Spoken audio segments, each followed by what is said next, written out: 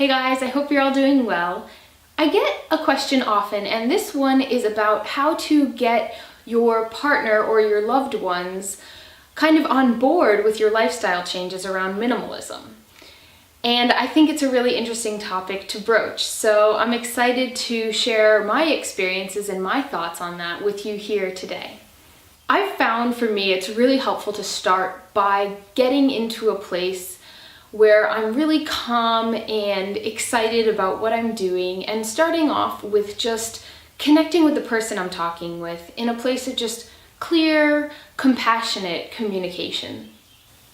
This place where we can both openly express what's on our minds and feel safe and feel heard and feel like the other person's really there with us, empathizing with how we're feeling and listening to what we're saying.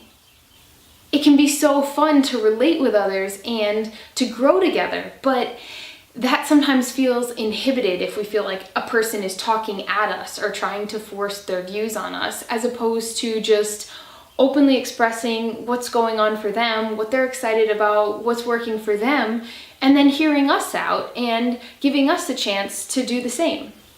So getting back to this more specific topic of minimalism, or perhaps some other sort of lifestyle changes that you're incorporating, I feel like lifestyle changes are a constant, ever-evolving dialogue. It's not about being stagnant in one place, quite the opposite. It's about growing and continually stretching and feeling out new places, trying them on, and letting your life evolve as you do. And because of that, it's like a dialogue. It's going to be constantly shifting.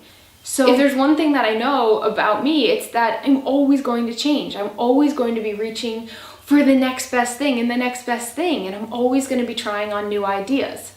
So if you've found minimalism or some sort of an alternative lifestyle that's drawn you to this video, it's likely that it's going to continue to grow and evolve for you.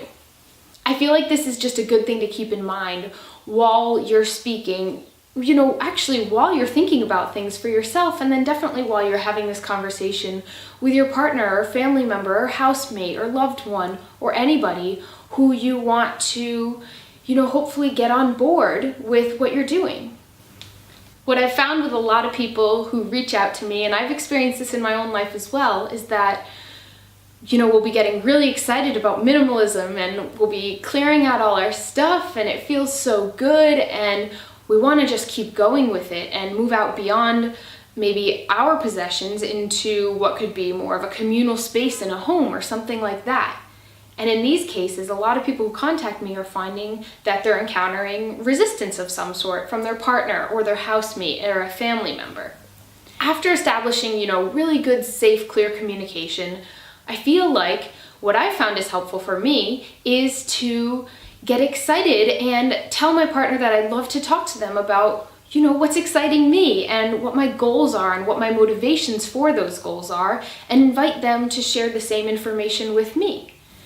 We can find a time where we can both be really present, or all be really present if there's more than two of us involved, and talk about what's going on in our world. And I can talk about minimalism and how fun it is for me and how it's helping me get in touch with what's really important to me, and how I'm finding that I get so excited by clearing these physical items out of my space and these other things out of my life that aren't serving me, and it's opening up more room for me to feel like I can grow and I can dive deeper into what really feels authentic to me. And my partner will hopefully give me the space to just talk about what feels real for me and why it's important to me. After that, it proposes a good opportunity to hear how your partner is feeling about that, and seeing if it's bringing up any feelings of resistance for them, or if they're feeling threatened by it, or just to see what's coming up in general for them. It might also feel nice for them to get an opportunity to share what's exciting them in their life and share that with you. Although the topics of what's exciting you may be different than your partner, the feelings are the same, and it's really fun to come together and have that camaraderie around a feeling such as excitement or fun or just whatever makes you come alive. Don't you love to see your loved ones, your partner, when they're alive? Isn't that what drew you to them? Seeing them in their element? I know that we really want to love and support one another. It's not about trying to change our partners or our loved ones to do what we want them to do. I feel like we genuinely want to support them in what is fun for them. Okay, so maybe you've done that part and you're like, okay, yeah, Brittany, that's all good and well, but like I actually want my partner to have less crap in the house because it's overwhelming me and I can't live in this space. So that's a real thing, that's an actual real thing. And I feel like there's a number of strategies that you can use to find a way that you can feel comfortable and your partner can feel comfortable too. From my experience, the people I know that have a lot of stuff in their lives, hoarders that I grew up with, whatever it may be, I find that they're really overwhelmed and there's usually a lot going on. It's usually not just their physical space, it's their mental, emotional space that's cluttered as well. And oftentimes the thought of getting rid of something in their physical space is a lot bigger than just getting rid of that item. It might be attached to a lot of emotional baggage or who knows what that could be going on.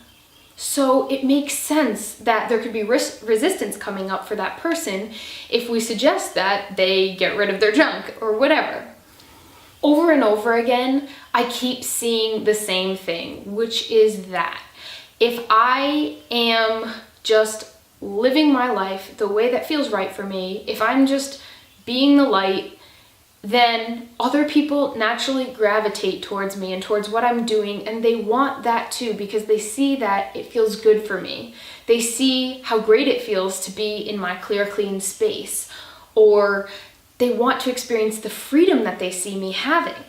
And I've noticed this with other people I talk to too, that when they just get excited and enjoy being in the space that they're in with their minimalist journey or their health journey or whatever it is, without expectations for people around them to do the same thing, people naturally want what they're having. People naturally start asking them for tips or tricks or support. And it's the most beautiful thing because others get to ask you about it and experience it on their own terms, which really, I think is really the only way that it's ever going to work. Sure, if we force things on other people, it might work short term, but what are the long-term implications of that? And how are we really helping encourage them to get in touch with themselves and find out what they want, to be authentic to who they are? Another tip for dealing with actual physical space, which I keep touching on because this is what I get the most questions about, is to try defining what your space is, what their space is, and what communal space is. I found that by having these different areas, you can sort of set boundaries around what feels comfortable for both of you. I started really overhauling my life quite some time ago, and through that time I've gone from living with family to living with a roommate to living with a partner to living on my own to traveling to living with all kinds of different people along the way. And I found that I really like to have my space, so maybe that's my room or, my portion of our living space in one way or another, the way I like to keep it, because that's what feels good for me, and I need a level of simplicity to sort of just feel open and at ease and like I can breathe and I can create and there's not too much stuff in my space. And then we also define, what their space is, so that way they can keep it the way they want it. And then we have this communal space. So if you're living in a home, maybe that's your living room or the family room or the kitchen. And what I found is helpful is to sit down or to stand up or walk around, but to talk with your partner or your living companions about what would feel comfortable for all of you in that communal space, and to find compromises that work for everybody. I've had the really cool opportunity to go home and help my family with this, help them clear out spaces and get rid of excess stuff. And what I found is, although it's usually one family member that's asking me for help and feeling a little bit wary about how the other ones will react, usually everybody freaking loves it. They love the clear, new, open space. They love that we've gotten rid of stuff that they're not using anymore. They love how there's all this room for possibilities and creation. And then what I find is that they have that desire to keep that space, carrying over into the space that's theirs, where they have all their stuff.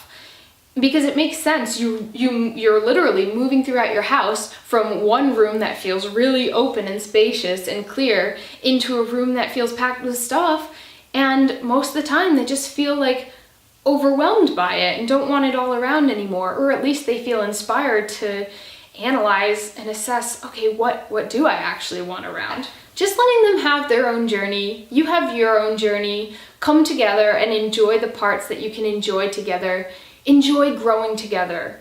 Finding that shift in focus from changing them or needing something to change for things to feel okay, to just enjoying all the magic and all the excitement that's already there in your journey. Enjoy the unfolding that's already happening. Appreciate that and connect with others, connect with your partner through that, and just love and support one another. I think that you will be amazed at the magic that can unfold from that really great space.